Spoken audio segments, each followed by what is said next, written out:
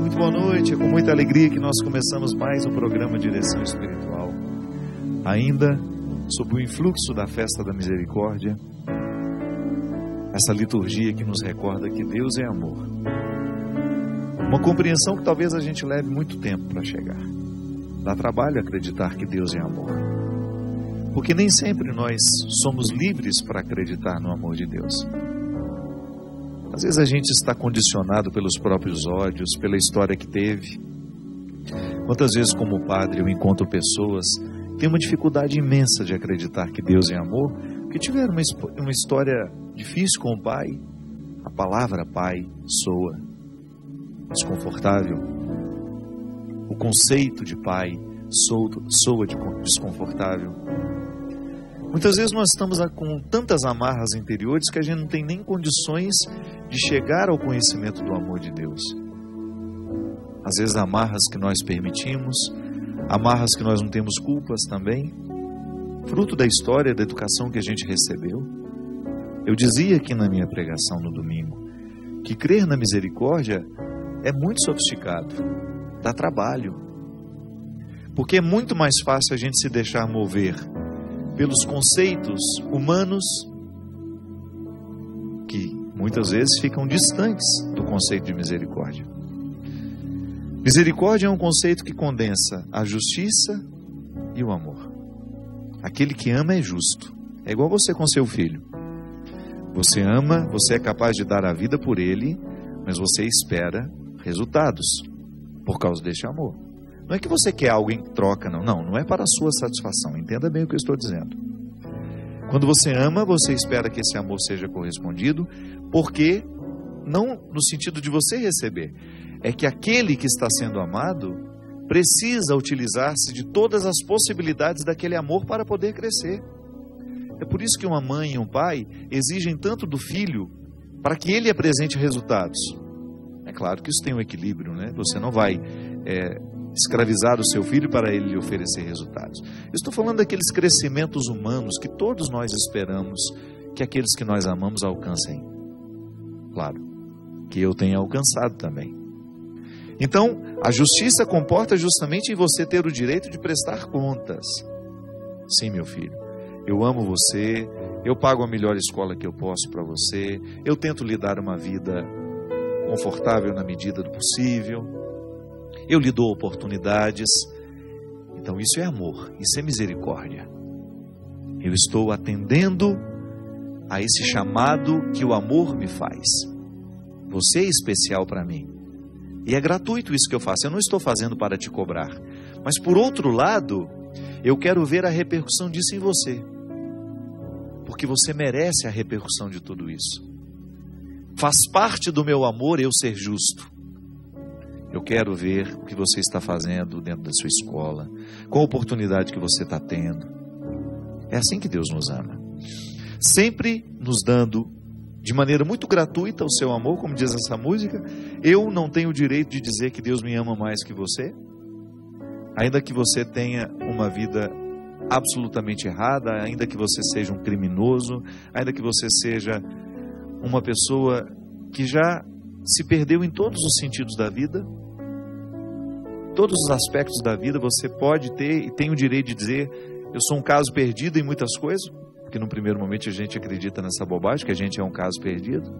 Pode ser que você já tenha experimentado o fundo do poço, pode ser que você esteja nessa atual situação de muito pecado, de muitas desordens interiores, morais, afetivas, mas você pode ouvir isso com a mesma intensidade com que eu escuto hoje. O amor de Deus em mim está em você também. Quanto mais eu mergulho no amor de Deus, quanto mais eu conheço o Evangelho, maior é a minha capacidade de acreditar que Deus não despreza ninguém. No primeiro momento Ele ama, Ele encontra, Ele abraça, Ele traz, Ele faz ser próximo, Ele faz descer da árvore, Ele retira da multidão. O amor de Deus é intenso. E no primeiro momento Ele não pergunta nada, absolutamente nada. Ele apenas acolhe. Ele não pergunta: de onde você veio? Por que você está tão sujo? Não. Ele abre a porta, Ele te oferece um banho, Ele te oferece uma comida quente, um alimento para que você tenha condições de continuar vivo naquele momento, depois de uma longa viagem. Ele não vai te perguntar por onde você andou. É igual a história do filho pródigo, né? Quando o menino apontou lá, com todas as desculpas preparadas dentro do coração, o pai dele nem quis escutar. Tudo aquilo morreu num abraço. Mas depois, certamente, do banho tomado, da festa celebrada, vem aí a justiça. Então tá bom, meu filho, você está reintegrado. Então a partir de agora nós vamos viver em harmonia. Nós vamos reavaliar aquilo que foi errado na nossa vida. O que foi que nós erramos na nossa relação? Onde foi que eu errei? Onde foi que você, pai e filho ali naquele caso? Reestabelecendo um vínculo que só foi possível ser reestabelecido porque num primeiro momento não houve perguntas, só houve acolhimento. Minha gente, eu fico pensando como nós temos dificuldade disso. Uma pessoa bate a nossa porta precisando de nós, está certo que cada vez o mundo é mais difícil para a gente poder ser livre para fazer isso, mas acolher alguém é tão difícil. Acolher alguém que a gente conhece depois de um erro cometido, depois de um deslize. A gente quer tantas explicações, a gente tem tanta necessidade de que o outro nos explique tintim por tintim, até a gente ter condições de oferecer o nosso perdão. Por isso eu digo, sem medo de errar, que nós somos muito limitados do ponto de vista afetivo, do ponto de vista de caráter mesmo, de formação. Nós somos muito limitados para acreditar no amor de Deus. E boa parte da vida, às vezes, passamos pensando que o amor de Deus é uma moeda de troca. Eu faço tudo certo para Ele me amar também. E quando erro, não tenho condições de acreditar que Ele me ama. E porque não tenho condições de acreditar que Ele me ama, quando erro, vou fazer a mesma leitura do outro. E vou colocar isso no coração do outro. Olha, se é um caso perdido, não adianta você querer insistir. Deus já te julgou fora. Como é que a gente faz isso com o outro? Com a nossa palavra, com a nossa arrogância, com o nosso equívoco. Quantas vezes nós fazemos pregações que, em vez de trazer o outro, expulsa? O Papa Francisco tem feito um esforço grandioso. Aliás, semana que vem nós vamos falar sobre isso. O ano da misericórdia, com meu querido amigo Padre Joãozinho. Tantas coisas são difíceis ao coração humano. O Papa sabe disso. A sensibilidade do Papa em querer um mundo mais fraterno, em querer abrir as portas de nossas casas para receber os que precisam de nós. O Papa tendo coragem de encontrar os diferentes dele, marcando encontro com pessoas que a gente jamais imaginava que ele um dia iria receber, querer contato com essas pessoas.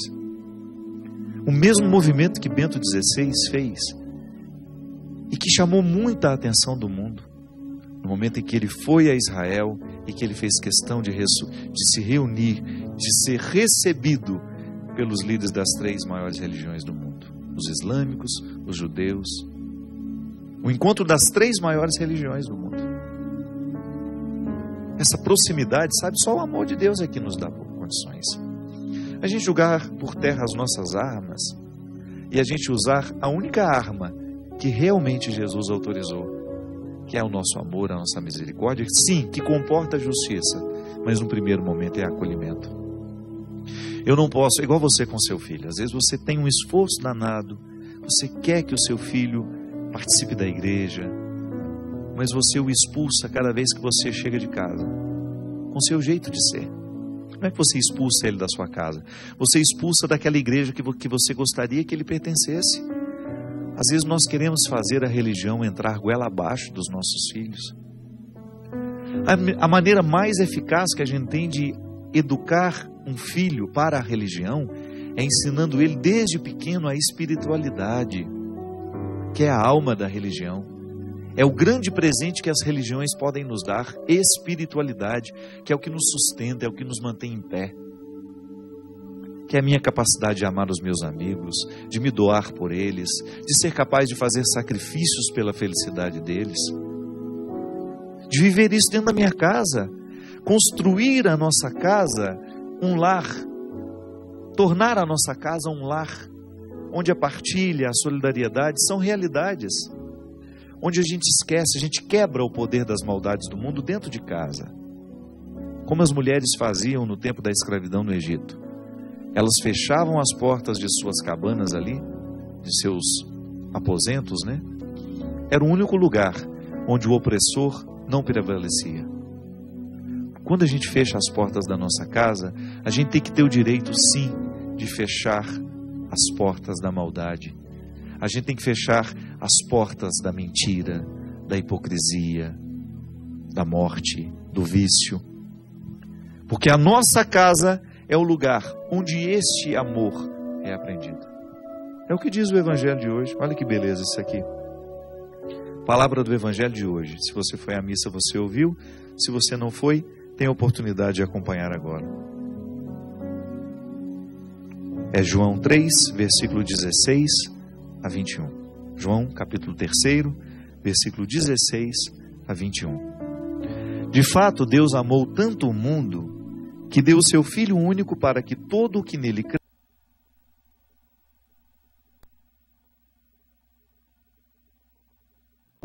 já que são praticadas em Deus. A nossa casa tem que ser esse território da luz. O nosso coração tem que ser esse território da luz. Para que a gente abra, que a gente faça valer essa verdade da salvação do mundo, que só tem sentido quando eu particularizo essa salvação. Esse mundo sou eu antes de qualquer coisa. Um mundo que precisa ser salvo, que já está aqui oferecida a mim essa salvação, na manifestação gloriosa de Jesus. Nós estamos vivendo o tempo pascal. A ressurreição de Jesus é essa manifestação gloriosa da sua salvação. Deus nos salva. Essa salvação é minha, é sua. Nós tomamos posse disso. Como? Iluminando a nossa vida com os conceitos do ressuscitado. É por isso que a Eucaristia precisa estar unida à palavra. A palavra é também eucarística. Essa palavra que a gente leu aqui, esse Evangelho, ele norteia as nossas ações. Ele abre as portas do nosso coração para que a gente tenha condições de compreender quem era Jesus. O que ele pretendia. E o que ele pode fazer em nós através de sua palavra hoje. Abrir o nosso coração para que a gente seja este território onde o mundo é salvo. Sabe por que isso é bonito? É tão intenso isso? Porque toda vez que uma pessoa faz a experiência da salvação, verdadeiramente, sem hipocrisias, quando eu permito que Deus entre na minha vida, Ele me ajuda a lidar com as minhas fraquezas. Eu começo a ter condições de enxergar o certo, o errado. Eu começo a saber distinguir uma coisa da outra. Talvez você conheça pessoas assim, ou até já se sentiu assim. Pessoas que têm muita dificuldade de distinguir o certo do errado. Que erram justamente por causa dessa falta de clareza. Volto ao início. Porque estão amarradas em si mesmas. Naquelas histórias ruins que viveram, na falta de educação que foi... Às vezes nos oferecem a falta de educação. Tem pais que nos oferecem uma boa educação. Há outros que nos oferecem a falta de educação. Isso é, não nos foi dito nada. Ninguém nos ajudou a crescer. Ninguém nos ajudou a lidar com as nossas dores, com os nossos conflitos, as nossas crises normativas. Muitos de nós precisamos passar pelas piores crises existenciais sozinhos. Porque faltava aos nossos pais sabedoria, ou até mesmo uma liberdade nossa de pedir a eles uma palavra. A gente passou boa parte dos nossos conflitos escondido dentro dos nossos quartos, chorando nos nossos travesseiros. Eu posso dizer isso. Quantos conflitos eu precisei enfrentar sozinho, porque me faltava um amparo. Não é porque eles não queriam me dar, porque também não tiveram. Então, quando eu tomo posse dessa palavra, que tem o poder de me transformar, eu corro atrás desses prejuízos. Deus entra na nossa vida, minha gente, e o bem que Ele provoca é tão intenso, que é capaz de cobrir essa multidão de pecados que ficou para trás. Pecados os mais diversos. Eu pequei contra mim muitas vezes. Eu pequei contra a minha história muitas vezes. Tantas vezes eu desanimei, eu não busquei, eu não lutei. Eu fico pensando hoje, tendo a idade que eu tenho 44 anos, quanta coisa eu deixei de aprender por preguiça, porque não me empenhei. Quantas coisas eu deixei de fazer, porque me faltou coragem de ir atrás, de desbravar. Prejuízos intelectuais, inclusive. Oh, meu Deus, eu poderia ter estudado um pouco mais. Por que eu não engrenei logo o meu doutorado naquela época que eu estava animado, que eu tinha mais tempo? Nós vamos fazendo escolhas. E às vezes a gente peca nas nossas escolhas. E depois a gente tem que administrar isso. Mas quando a gente tem Deus no coração, eu estou falando de um exemplo meu. Você pode pegar a sua vida e pensar: quais foram os piores pecados que você cometeu contra você? Isto é, contra tudo aquilo que Deus lhe deu e você não cuidou. Igual a palavra dos talentos. Aquele evangelho que Jesus fala que o homem deu vários talentos a algumas pessoas, foi viajar e depois voltou para saber o que eles fizeram com aqueles talentos. Se você for olhar para a sua vida, para as suas possibilidades, quais foram os grandes pecados que você cometeu contra você? Olha, se a gente for olhar para esses pecados, sem o auxílio do amor de Deus, que é essa misericórdia, que nos ajuda a compreender o passado com um pouco mais de leveza, a gente fica infeliz. Eu não, eu olho para o passado, para aquilo que eu deixei de fazer, para aquilo que eu deixei de aprender, para o doutorado que eu não fiz na hora certa, que hoje a minha vida nem me permite mais. Eu fico pensando que talvez eu tenha de administrar hoje os prejuízos das minhas escolhas, mas eles não me tornam, esse prejuízo não me torna infeliz, porque Deus está em mim. E Ele me faz abrir os olhos para aquilo que está acontecendo hoje, para as possibilidades que eu também tive no momento em que eu não fiz aquilo. Muita depressão, muita angústia, muita ansiedade advém disso, dessa incapacidade de olhar o passado que viveu, que foi vivido por nós, com um pouco de amor, com um pouco de misericórdia. O Cristo que vem nos salvar, isto é, Ele vem significar a minha vida. Essa salvação que eu espero ser escatológica, isto é, depois que eu morrer, eu já preciso experimentar aqui, sim. A palavra de Deus me sustenta, a minha vida religiosa, a minha vida católica, digamos assim. Ela me dá o sustento para que eu tenha condições de olhar para tudo aquilo que eu vivi, para tudo aquilo que eu deixei de viver, olhar esse pacote que é meu passado, presente, né? Meu passado e presente, que o futuro eu nem sei se eu tenho, e eu ter condições de administrar isso com leveza. A misericórdia me auxilia a fazer isso. Ser salvo, minha gente, é isso.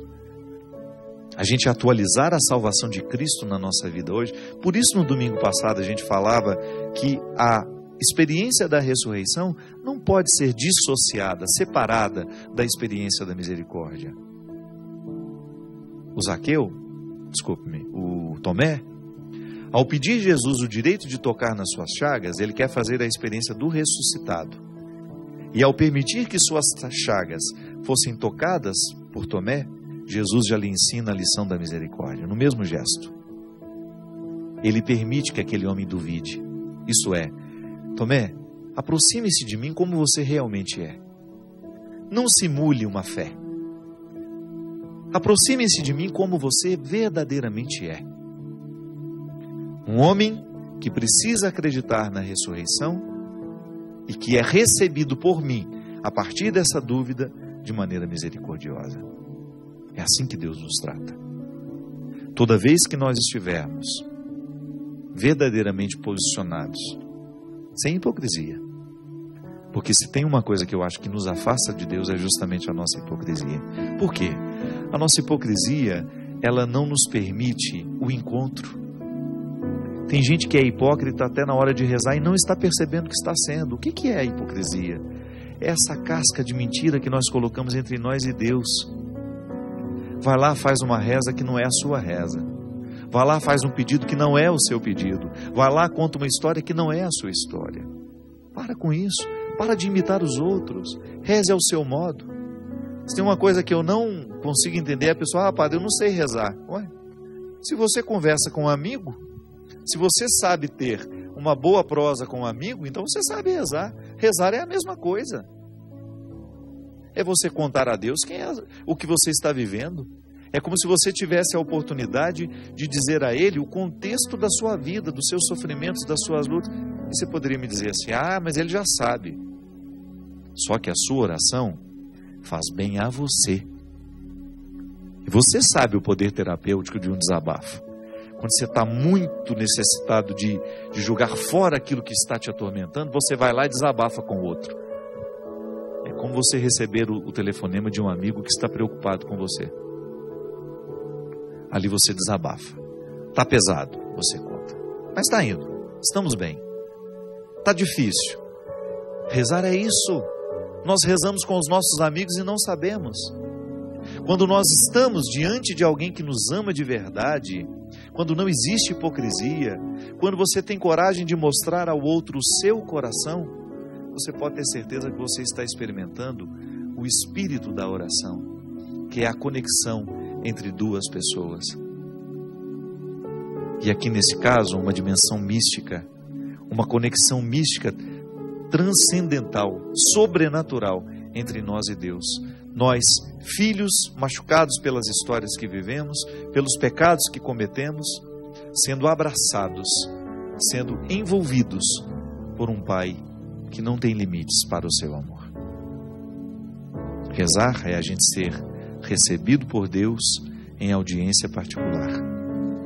É a gente ter a oportunidade de estar com aquele que sabe tudo sobre nós, mas que no gesto simples de contar a Ele o que nós estamos vivendo, é como se a nossa própria palavra, que está sendo dita num gesto de desabafo e que chamamos isso de oração, tivesse o poder de nos ensinar o caminho que a gente precisa viver e seguir. Faz sentido rezar, minha gente. Faz sentido a gente acreditar no amor de Deus. Porque quando eu acredito em Deus, eu acabo acreditando um pouco mais em mim também.